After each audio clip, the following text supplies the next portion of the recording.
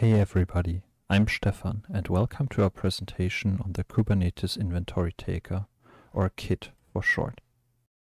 This project was done in collaboration with our two POs, Jan and Philip, our Scrum Master Anna, and us developers. KIT was supposed to be a lightweight monitoring solution that enables DevOps teams to quickly become aware of issues in their Kubernetes cluster and help diagnose them by giving a comprehensive overview, enabling fast exploration, and providing helpful hints. We did this by splitting our application into a proxy that is responsible for accessing the Kubernetes API and a web server that we call the Explorer because it provides the UI to explore the state of the cluster. The proxy is written in Go, as Kubernetes is written in Go, and so we had access to the native client APIs. This enabled us to build an event-based service that updates CDB as soon as anything changes in the cluster. Our Explorer is written using Next.js and TypeScript.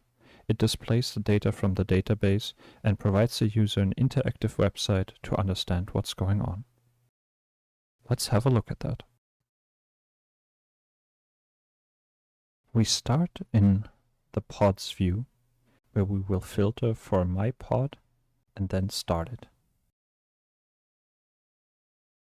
As soon as the pod is created, it'll automatically show up in the list.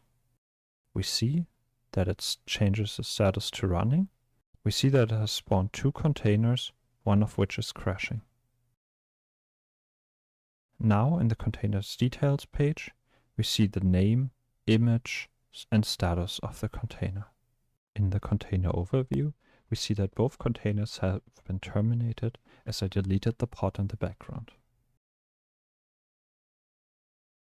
Now I will show you how we can observe failure with the Kubernetes Inventory Taker. We start the container called memory hog that will crash on startup. So we see how it cycles from waiting into terminated and back into waiting. Observing these changes in status is helpful for teams to understand how their containers are performing.